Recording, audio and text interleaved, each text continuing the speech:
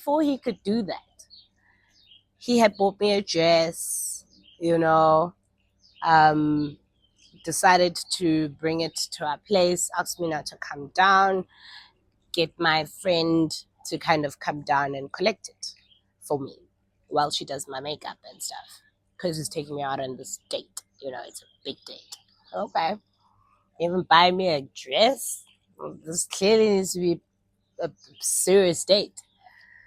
This friend of mine goes downstairs, collects the dress, and comes back upstairs. We've now moved from the studio apartment. We're now staying in a two-bedroom apartment at the penthouse. Okay. Because of course, you know, when we got to the studio, as much as I was earning a lot, I was like, I need to start somewhere, clear out my debts and whatever that I needed to do before I can move into a bigger space.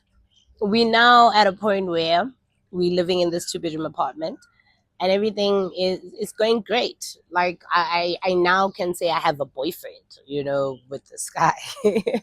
He's my boyfriend now. My friend goes down, collects the dress, comes back super angry. You know when I say super angry? Like I know that girl.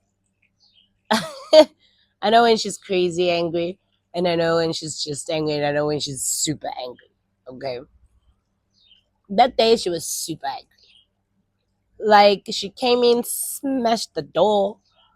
Like, why didn't you tell me how serious you are with this guy?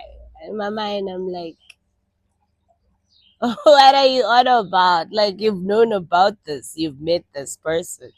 You've been to his place. Like, you know from day one, you know everything. Like, I don't understand why we're acting up now. It's like, well, it seems like you're not trying to tell me the truth. And then. She goes on and she goes on, she goes on, and then she drops the bomb on me. Well, he's planning on marrying you. He is? Yes, he's going to propose to you today. He showed me the ring. It's a pathetic ring. This is my pathetic ring, guys. Since then, a pathetic ring became my favorite ring. Like, this one right here. This is the pathetic ring. Okay. And, like, the moment she said that, I think that's when I completely fell even more in love with it. As much as I know I may have different other tastes, um, and we were planning on actually getting the kind of ring that I've always wanted, but I just felt like, no, let me keep my pathetic ring. Okay, it's a pathetic ring. It's not even your style, you know. I'm like, what? It's like, yeah, he's actually going to ask you to marry him.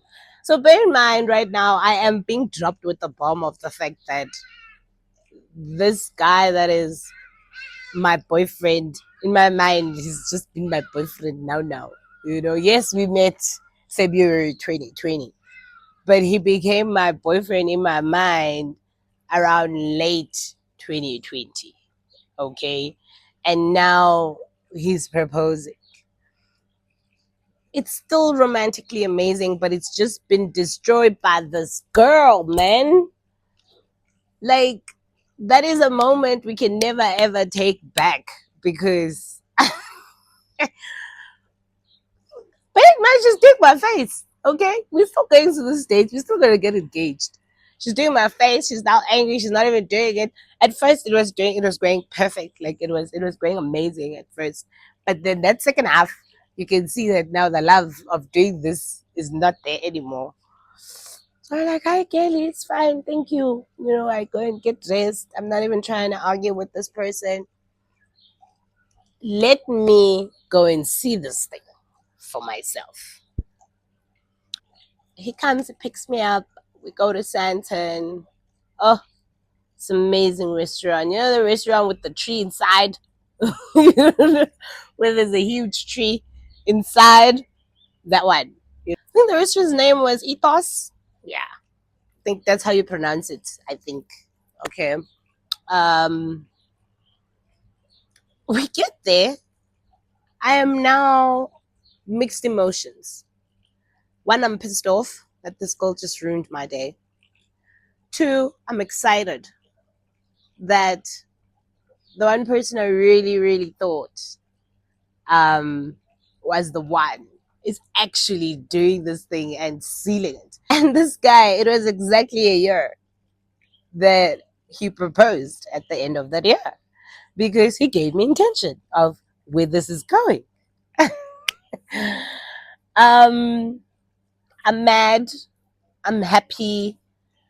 I'm frustrated. I'm a little lit. You know, it's just a lot happening at the same time. I went to the bathroom. I called my friend that, remember the friend that I told you about that I was her maid of honor at her wedding, right? I called my friend and I told her that, like, this is what's happening. My friend just told me that this guy is about to propose to me. And I don't know how to behave in this. And she was just like, all I know is that you really like this guy, like super, super lot. Like you don't really like people, but I think you actually super in love with this guy. I've been seeing you guys, and I think right now, shut down that noise and decide on whether you are going to say yes to this proposal. It's sad that you already know about it. It's very sad, but it's your time. Take this moment and run with it. It's your time to go with your heart and let your heart lead. It's up to you what you want to do with it. And that really sat with me.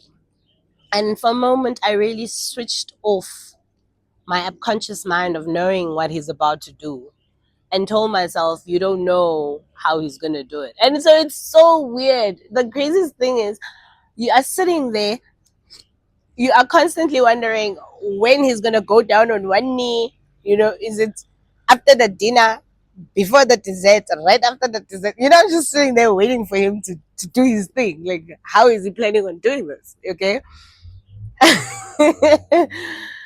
And then the dessert comes. When the dessert comes, he had hid the ring inside the dessert. So it was like, as I'm cracking the dessert and everything, then the ring pops up. And then I'm like, ah, he didn't even ask me, guys. He didn't even say, will you marry me? He didn't even say, eh, give me a speech of some sort. No, no, no, no, no, no. He didn't do that. He didn't do it. The moment I saw this ring, I was like, yes, yes, yes, yes, yes. Listen, I already know about this one. Okay. I just needed the stamp of this day. And here's my stamp. And therefore, yes, let's keep going. Let's do this.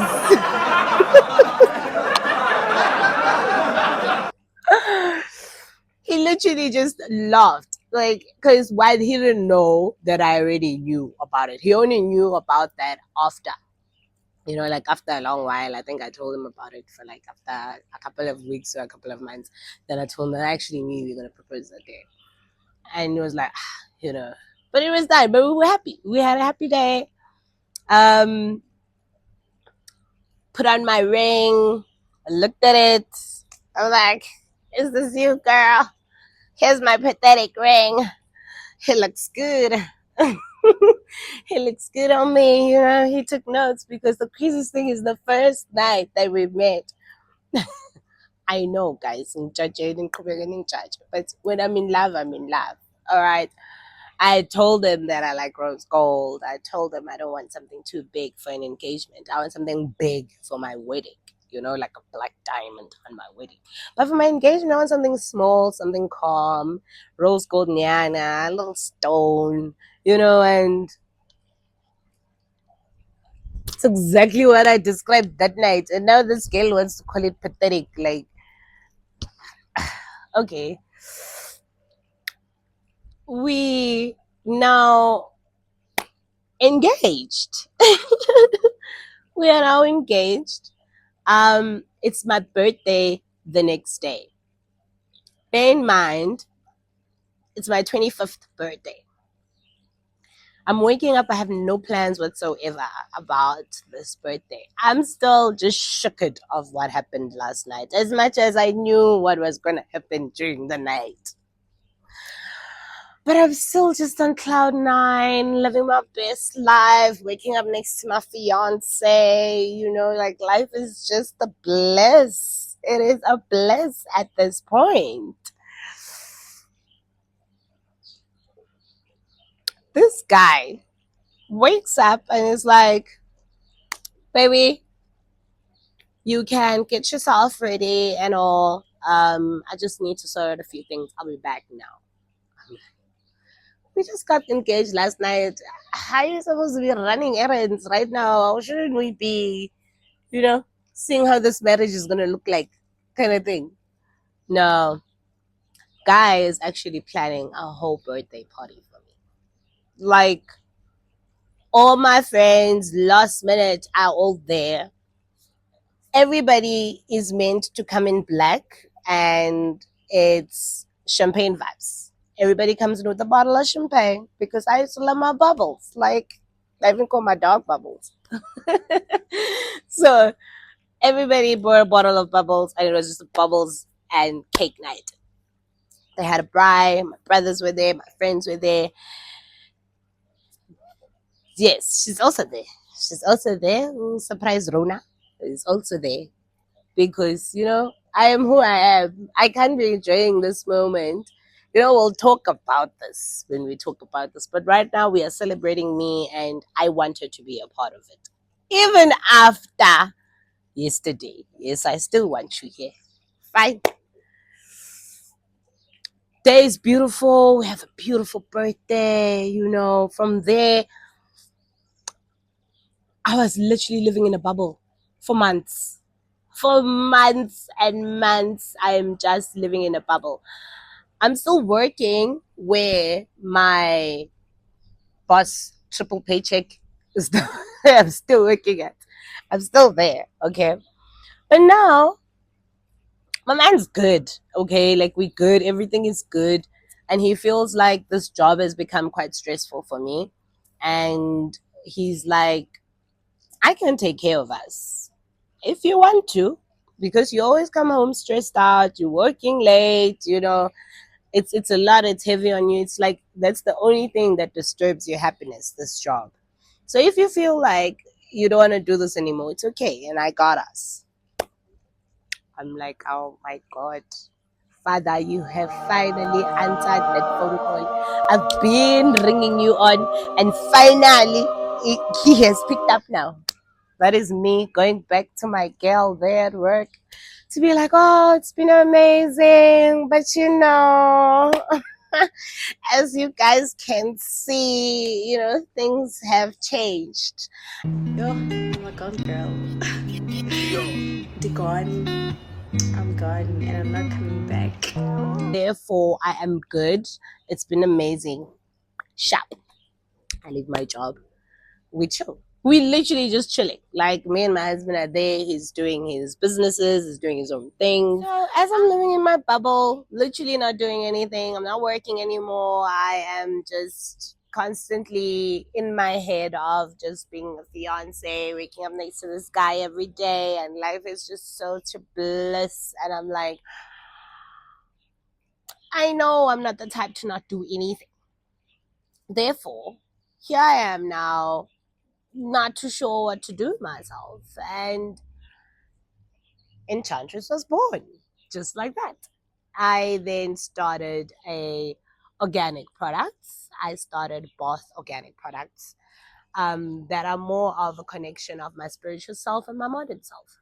I've always wanted to bring in my spiritual self in a different way than having to constantly be, raw about it.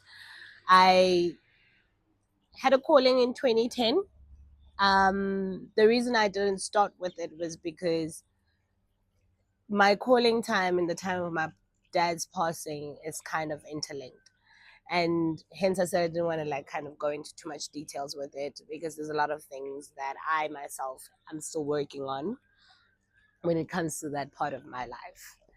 I did accept my calling. Me accepting it wasn't accepting it because I was in love with it. You know, I went through a lot that year. I literally almost died.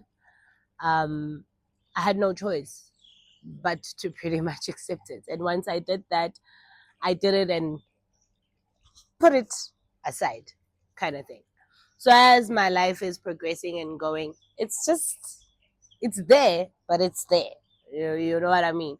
I'm practicing here and there, but it's there. It's not like super super close. And after my engagement is when I really tipped back into that spiritual self of me. And that is how I created Enchantress. So that is when I started my organic products, Enchantress. I called it Enchantress because it's a fancy word for a witch. In a way. I I started Enchantress because I needed to do something, and I needed to also remember that angham ngedwa. Um, I've been putting this side of me aside. I've come this far in life, and I need to start understanding this side of me as well. Um, Not because now I have the time for it, but more of if I'm about to go into this journey, I need to be fully in this journey. And I know that a part of me includes my ancestors. And so Enchantress was born. I created a shower gel, which is infused with Impepo. I didn't label these ones because I wanted to kind of just rawly show you guys. Did a personal soap for the ladies. I did some pink salts, you know. Did some lip balms. So all of these things are kind of infused with your herbs. Like this 3-pack soap is more like a cleansing 3-pack soap. So it has like inyamazane, and stuff like that. So it's things that kind of like cleanses out your aura. And then I have a Mafuta Ntlantla here, which is my tissue oil. And I also have fizz bowls, which I just didn't add here as well. And I started growing the brand. I went on Instagram, created a page, spoke to my friends, and I just spreaded the word. And they actually received it amazingly. Everybody who tried out my products, I even reached out to celebrity friends like Osbachen or Oprekwabe and like that. And I was just like, guys, test out my products and do a post for me so I can be able to push my stuff. And like that, my brand grew. I started selling Enchantress. And I was delivering products, I was packaging products, I was that girl constantly waking up in the morning, answering orders, going to Postmates to deliver all the stuff because I wasn't just selling in Johannesburg, but I was selling in KZN, I was selling in Instant Cape. I was basically really just living off this. And it was a fun thing. It wasn't even like, I'm living off it. It was just a fun thing that I was doing. And I'm also embracing the spiritual side of me. So I decided to find a place where I could be able to sell my products at a shop. I was staying in Lone Hill with my fiance at that time. We're not going to go into details of how I left the paddocks because I feel like it's irrelevant to my life now. Um, but I had now completely moved in with my husband at this point. Okay. Right across my husband's apartment was a shopping center with the Checkers in it. And then there was this Ever Beauty shop upstairs, up above the Checkers. I walked in there, firstly walking in to just show them my stuff, and maybe because I'm bored now, I need a job. I need something to do. And then they were just like, you don't need a job, girl. You're an entrepreneur. You're a business lady. So I met this amazing Asian woman, Teresa, and she owned Ever Beauty at the Pine Slope Shopping Center during that time. And like I said, I was probably there to just show them my stuff or basically maybe get a job as I'm bored. But then that is when she said to me, she said, bring me your stuff. I'll put them in my shelves and we can split the profit as business. And I'm like, okay, cool. We agreed on a certain percentage of what I would be paying them, and what I'd be getting back while they sell it for me. And so people can now walk into a shop and buy the product and walk out and can still order from me. And life is great. Life is amazing. Okay. Then one morning during this amazing life, I am feeling very, very, very sick. So sick. I'm thinking, is this a hangover? You know, but I've been having this hangover every day. Like, it's so weird. Like, I've been drinking. I don't get a hangover every day, kind of thing. Like, could this be that I'm sick, sick? Like what's going on with me?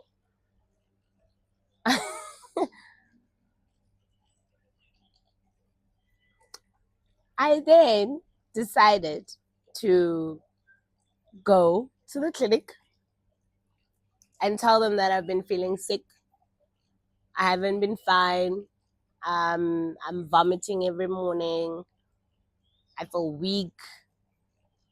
I hate myself. Like, help me. Then they're like, pee on the stick, and then let's find out what's wrong with you.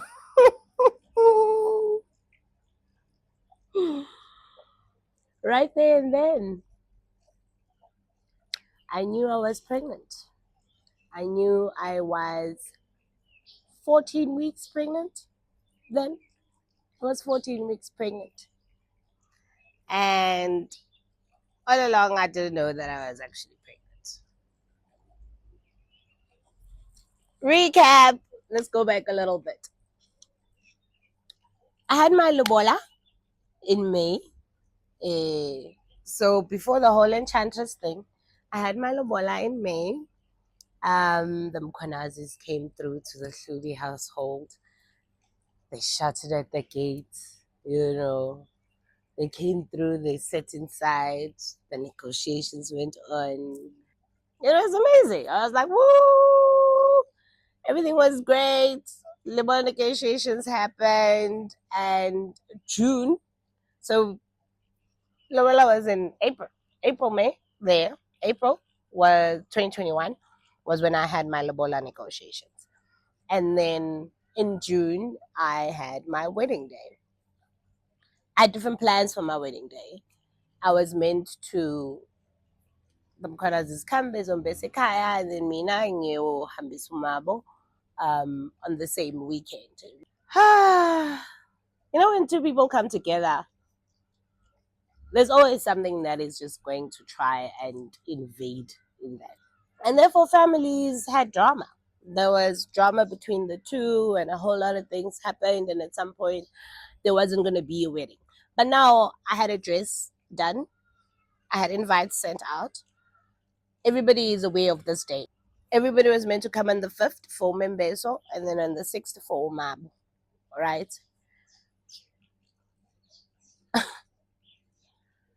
Because it's still COVID time, not a lot of people can pretty much come for my wedding. So I had a restriction of having not more than 50 people for my wedding.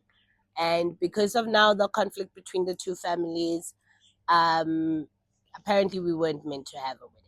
But me and my partner sat down and decided we are getting married on this day. We have done outfits. We have ordered the cake. We've ordered things that need to be done for a wedding. So this wedding is happening. Even if it doesn't go to his family, but we will have a pastor and initiate us and get us married. Okay. And that's what had happened. As much as there was a lot of disagreements and whatever, we went on to still get married. So my family got together and we got the tent, we got the deco, got everything in order, and we had a wedding. Oh, yes, we started at 4 p.m., but we had a wedding, okay? Like, I had a lot of things to do. And for a bride to get ready takes quite a lot of time, all right? So, yes, my wedding started at 4 p.m., but I had a wedding and I had a pastor that initiated my wedding. I had already been married the previous day in court with my husband because we went to court on the 4th. And then on the 5th was when we had the actual fun day for our wedding. I had bridesmen and he had grooms ladies for our wedding, right? Cheesy, cute, different, which is what I just wanted. Okay. It was lovely. We had a beautiful day. We took pictures. It was a great day. I now find out I'm pregnant.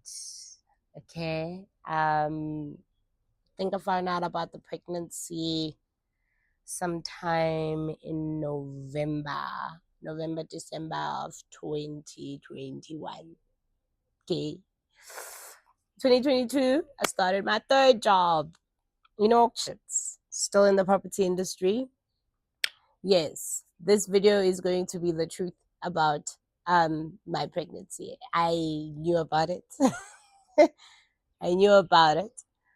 I was just not about to say, hey, I am 3-4 months pregnant. Please hire me. No, no, I was not gonna do that. I wanted that job. And I was not gonna let them not take me because of some person I don't know that's just growing inside me. So I made a plan. I went there, they took me in, and I think I dropped the bomb on them when I was 6-7 months. That, oops, I think I'm pregnant. And they were all like, well, you've been looking pregnant for months, but okay, and they let it pass. And it was great. It was great. I loved my job there. I think I worked there for about 2 years, learning different routes, learning different things. Yes, it's still the property industry, but it's a different type of property industry. And it was amazing. My baby is then born in June of the 24th, 2022. My one day soul is born. My baby girl. I had her naturally. I will talk about my pregnancies in other episodes. I won't go in details just yet. But I had one day son naturally. I had a midwife. I gave birth at Genesis when Genesis was still around. And they didn't even give me a panado. But the experience of giving birth to one day son was a 26-hour of labor. But she's alive. She's alive. I eventually gave birth to her after 26 hours. I continued working at the auctions company and it was really nice. I loved every minute of it. I loved every minute of it. And then I got to a point where I want to spread my wings. You know me, I'm a little butterfly. I'm constantly, one moment I'm a caterpillar and then whoo, and then whoo, that's me. I felt that whoo again to spread my wings. So I decided, I've been behind the desk when it comes to property. I now want to be the people that are making the money across my desk. I want to start selling houses. And therefore, I moved to another company in Midrand where I worked for 3 months max. It was not me. There's some positives, but I don't think I gelled at that time of my life to start that far, if you know what I mean. I worked there for 3 months, called my ex-boss at the auction company and was like, you know what, I think I want to do this wholesaling property thing where I'm used to and what I know. Would you let me come back? And they're like, definitely come back, Zama, let's do this. I then become an executive consultant. I'm now selling houses worth Boma 20 million, like I'm selling buildings, office parks, like that is me now. It was amazing. When I returned, it was great, only to find out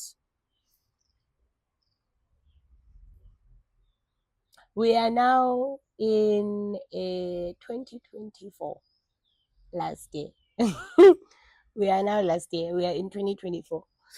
And I've just returned to being a broker to now be selling property. My baby is about 2 at that point, and I'm feeling sick again. I'm feeling sick again. And because I know this sickness, is it really what I think it is? And yes, it was. I was pregnant again with my second girl. This time I announced it very early at my office because then I really, really felt pregnant while I was kind of there, And so I really announced to them right after I finished my 3 months. And I told them that I'm expecting again, So they threw me a baby shower then and they threw me another baby shower. I love them. They threw me another baby shower. I gave birth to Immunity on the 2nd of December. Was her birthday. And my pregnancy with Immunity was quite rough. And I think it's something that needs an entire episode of its own that I can kind of like talk about. But then I was finally in hospital. That time my husband was traveling a lot with work, and I really didn't think I was actually going to give birth then because I was kind of due around January, early February was when they had estimated the baby would arrive. But then I gave birth on the 2nd of December. I had to get a C-section this time. I didn't get a natural birth because I was constantly sick during my pregnancy. And when I was at the hospital was when the doctor made a decision of I'm not coping. And so that is when the doctor had decided that we are going to have a sunroof birth. Yes, that's what he called it, a sunroof birth.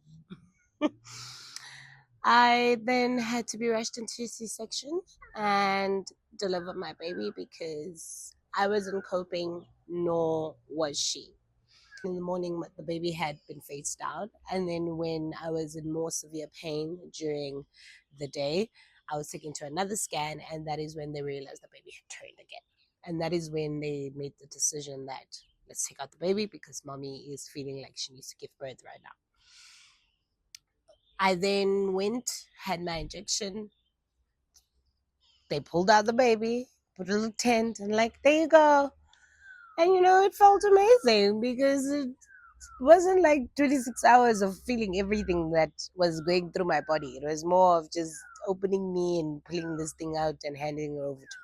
But the complication of it all was that the baby was early, and so she had to be kept in those, you know what I mean, those glass things where you keep babies so they breathe better and be in the right temperature.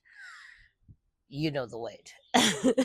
They kept her there, and she slept with the nurses, and they said they'd bring her to me when it's time for breastfeeding. And that's what we did. I think I stayed there for about 2 to 3 days, 2, 3, 4 days, if I'm not mistaken. And then we went back home. I then continued, I stayed for my maternity during my working time, bonded with the baby. I was very worried about this baby because I really thought that we were going to have a lot of complications because of the pregnancy that I had. But only to find out, not at all. She was healthy, proper healthy. We bonded, we had a great time, and it was time for me to go back to work. And I went back to work, and everything was great until we started realizing the time length of how much we've been investing in this career. Bear in mind, being a broker or a salesperson for property, requires you to kind of spend more on the career before you actually gain from it. So for me, it was quite different because I'm used to working and getting paid. And now I work, and only I get paid at a specific time when I do sell. So then we realized that this has been going on for almost a year and a half now, and it's enough. So the caterpillar had a woo moment and decided it's time to spread my wings again. And that's where we are now. I then left my job as a sales agent and decided that I am going to explore more of my enchantress side. I'm going to explore more of my spiritual self. I'm going to go back into my PR and marketing agency that I had initially opened back in the years, and um, start a podcast, open a YouTube channel, and finally explore this life that I've been seeing all the way back in the years, and now finally really get to live it. And that's how we are here today.